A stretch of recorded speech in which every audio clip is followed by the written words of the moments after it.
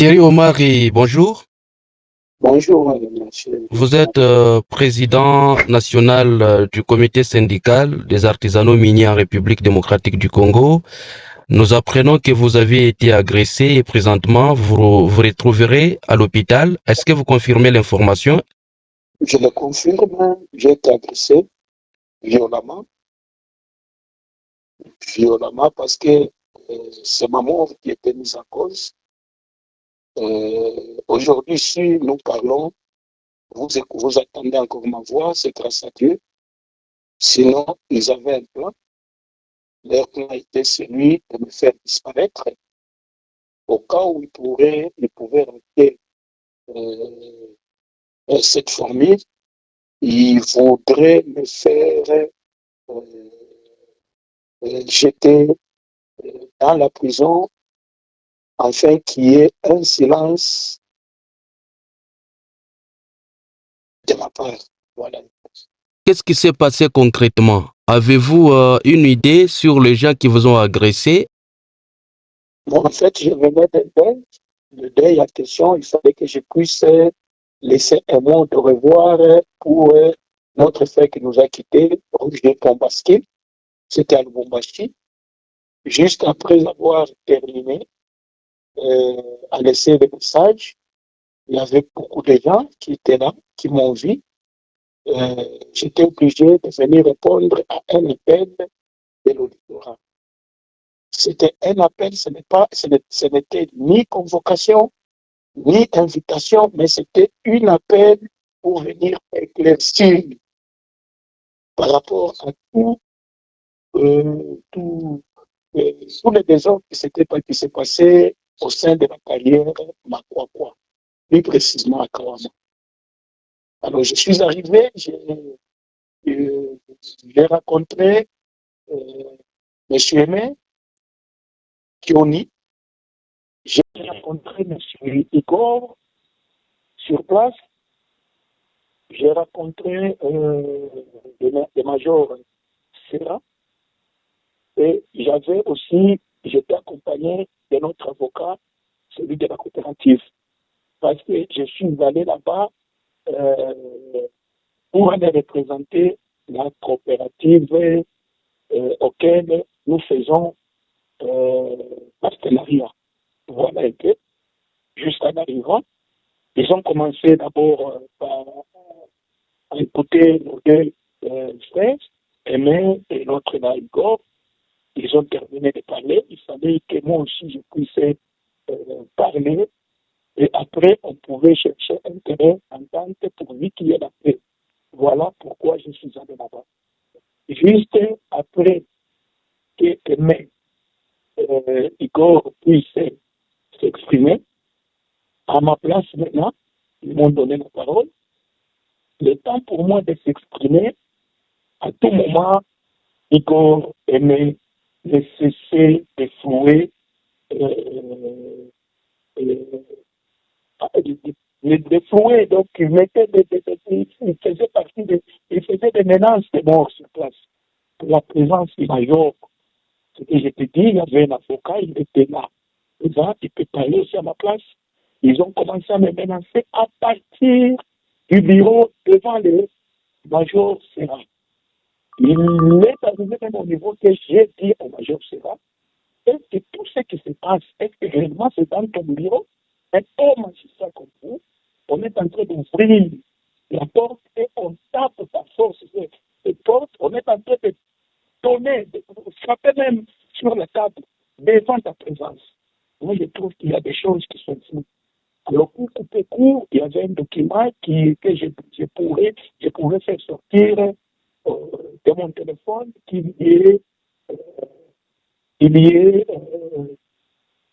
euh, les documents liés à la coopérative et le partenariat avec Mme Patrician.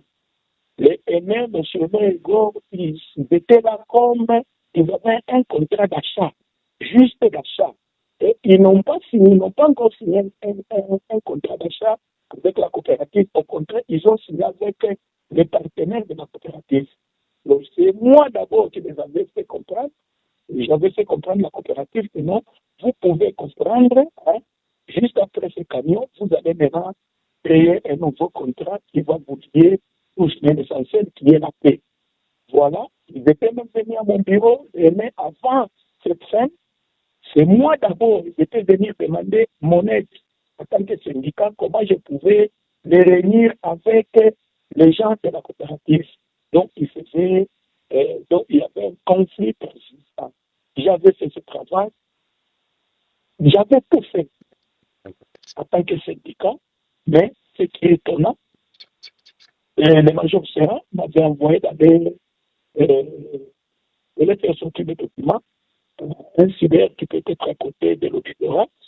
J'avais insisté même 3 fois. J'ai dit à major Serra, vraiment, je vous envoie ça parce que comme nous sommes dans un débat, c'est difficile. Si l'équipe est rentrée encore, ça peut nous prendre le temps. Laissez-moi le temps de vous envoyer sur WhatsApp. Il a vraiment insisté. Allez dehors, faites-moi la note et puis vous pouvez venir avec. Bon. Je n'avais pas trouvé un danger. J'étais obligé de sortir. Les MS et l'IFO, ils avaient déjà invité un média, une chaîne de télévision pour me filmer, je ne sais pas moi, c'était pour quelle cause. En dehors des menaces de mort, il y avait des agendas cachés que moi, je ne pouvais pas connaître.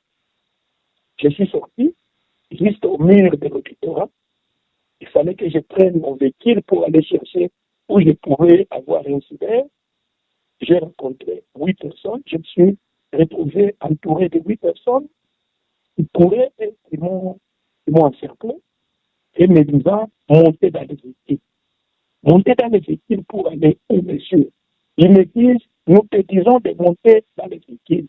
Tout d'un coup, il y avait encore d'autres personnes venant, je ne sais pas moi tout. Ils sont sautés sur moi. Ils commençaient déjà à me forcer pourvu que je puisse entrer forcément dans les véhicules. Je me suis opposé. Je ne sais pas si la force était venue d'où. J'ai résisté, j'ai crié, qu'on voulait m'enlever, Les gens prenaient comme si c'était une blague. L'avocat de M. Igor qui était debout, il était en train de dire ce monde-là, qui me regardait, que laissez-le qu'on puisse aller avec lui, parce que c'est un criminel. Il a tué les gens à Kolwezi, il a tué des gens à Kawama. Il venait de tuer encore 7 personnes à Kawama. Hier, alors laissez-le partir. L'avocat, là, je dis, de l'avocat du Goro, et M. Aimé et les autres étaient debout, quelque part parce qu'il y avait beaucoup de bruit. Les militaires qui étaient à la barrière de l'auditorat ne pouvaient pas venir et secourir. Ce qui est étonnant, après 30 minutes, j'ai vu une femme militaire de l'auditorat venir et c'est elle qui s'est opposée et dire vous ne pouvez pas tuer l'homme à nos yeux. Vous pouvez le laisser. Nous avons fait 5 minutes à peu près. Ils sont en train de me donner des coups en dessous. Ils ont tout déchiré. Mais c'est le journaliste à ma qualité et à mon âge, je suis resté, ils m'ont laissé mis en cours de route. Les images sont là.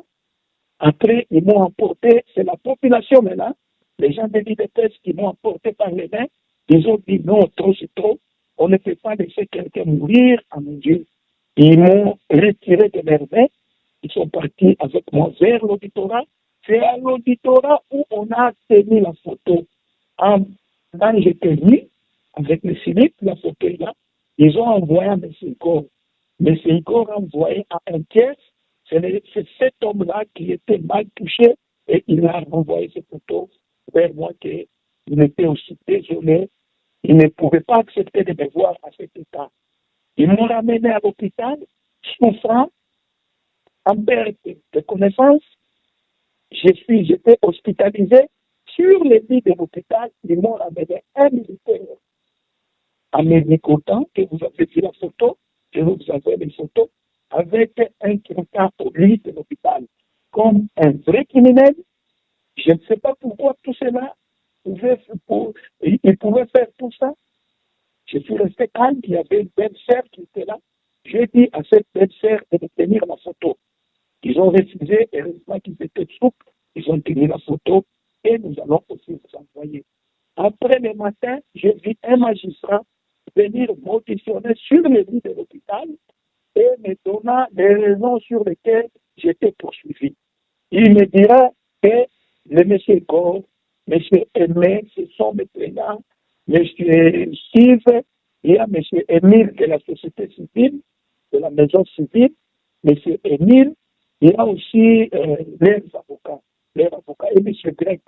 Ce sont eux qui m'ont porté plainte et je suis accusé en étant un criminel. Je suis en connivence avec les bandits armés et je ne connais même pas dans ma vie. Depuis ma vie, j'ai des amis, ça fait 28 ans dans les mines. Je ne connais même pas un autre travail à part les mines. À part les mines, et ce que je suis en train de faire pour défendre les intérêts et droits des exploitants miniers artisanaux. Ils m'ont encore dit, il paraîtrait que je suis en train d'organiser quelque chose en train de faire entrer les Bakatakatanga, de la rébellion ici au Katanga. Ils m'ont encore chargé pour dire que j'étais chassé à Kolwezi. Il y avait plusieurs morts à Kolwezi, à Tambov. Les deux autres qui s'étaient faits à Tambov, les images sont là. Il n'y a aucune image de ma part, de moi dans cette histoire. Ils ont dit qu'à Bob Mining, il y avait des morts, c'est moi. J'aurais causé tous ces morts. Ils ont encore ajouté qu'à Kawama, il y avait 7 morts sur lesquels elles savent qu'ils ont des preuves où se trouvent les familles qui ont perdu ces gens. Le parquet, sans pouvoir analyser, ils ont cru, je ne sais pas moi, poussé par quel esprit, à tout ce qu'on les avait dit et écrit déjà un mandat d'arrêt à un malade, quelqu'un qui a été agressé et envoyé directement les militaires, même pour le moment que je suis en train de te dire, 5 jours à l'hôpital, je suis entouré par des policiers à l'extérieur, comme un bandit, comme je ne sais pas moi, quoi, et eux-mêmes qui savent la raison. La justice, elle est là. Je crois la dame qui a été frappée, de Kinshasa, celle qui voulait faire je ne sais pas moi quoi, il est devant la justice. Moi, je préfère que les accusés, ceux qui m'ont accusé, en tout cas, méritent mieux de venir expliquer ça. Même sur la voie, si il faut faire une audience publique, je suis prêt. Ils viennent avec leurs éléments de preuve, mais ils vont donner des détails sur toutes leurs allégations. C'est quoi les messages que vous avez adressés en ce moment aux autorités? Le message que je vais adresser aux autorités, je crois que ça fait maintenant à peu près 15 ans et je défends toujours des gens. Mais j'étais invisible. Il y a des preuves, même quand vous arrivez à Toulouse-Mbe, aujourd'hui, sur Toulouse-Mbe, il y a des trésors qui travaillent, il y a les présidents. Je pense qu'il y avait un monsieur, en 2008, il avait dit non à tous les mauvais traitements des trésors. Aujourd'hui, Toulouse-Mbe. Si les autorités peuvent voir mes vidéos, dans toutes les vidéos, dans tous les travaux que je fais, je suis là pour faire accompagner la vision et le plan chef de l'État, la vision et le plan du ministère des Mines nationales et provinciales, la vision et le plan de nos députés provinciaux et nationaux. Le besoin est de voir les artisanaux être en paix, travailler dans la sécurité, et le code minier soit respecté. Voilà l'objet de mon combat. Moi, je ne suis ni ennemi de qui que ce soit, mais je veux que le code minier soit respecté et que les exploitants miniers soient respectés. Et actuellement, comment évolue la santé? Actuellement, je suis dans les soins, je suis encore sous cure. Moi, tout, on est en train de les soigner très bien. Sinon, ça se passe bien. Je crois qu'il y a lundi ou mardi, si Dieu le veut, on va voir comment je peux changer aussi d'hôpital pour aller être testé aussi dans des hôpitaux expérimentaires. Et selon vous, comment vous comprenez leur démarche? Ils ont écrit des lettres, ces gens, ils ont écrit des lettres, ils ont envoyé des délégations pour venir me supplier et me conditionner à une signature dans une note et je vais vous envoyer une stipule et après ces histoires, que je ne puisse plus encore citer leur nom. Ceux qui ont commandité de ma mort, et je ne les cite pas, et je ne les amène pas dans une instance judiciaire, et que je puisse avoir une distance envers eux. Ça, c'est la troisième lettre. La première avait des contenus qui disaient qu'ils ne voulaient pas me voir mes pieds piétinés au sein de cette carrière. Alors, ça m'a compliqué.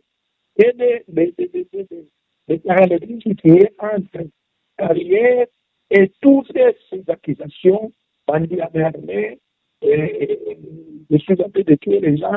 Et une fois que je ne serai plus encore dans la carrière, est-ce que toutes ces allégations vont se passer sur quelle formule? Et alors, ils sont qui et qui exactement? Pardon? Qui sont ces gens-là exactement? Et qui... Je dis, oui. Je suis clair dans mes langages. Je suis devant Aimé Kioni. Je suis devant Igor. Igor, je ne sais pas, il s'appelle de la famille présidentielle. C'est lui-même qui s'appelle. Nous qui le connaissons, il était d'abord de l'ancienne famille présidentielle. Il a beaucoup travaillé avec M. Djouma et les autres. Et là où je l'ai connu, il y a M. Grec, qui était aussi l'acolyte de M. Djouma, de l'ancien régime. Aujourd'hui, il est aussi famille présidentielle.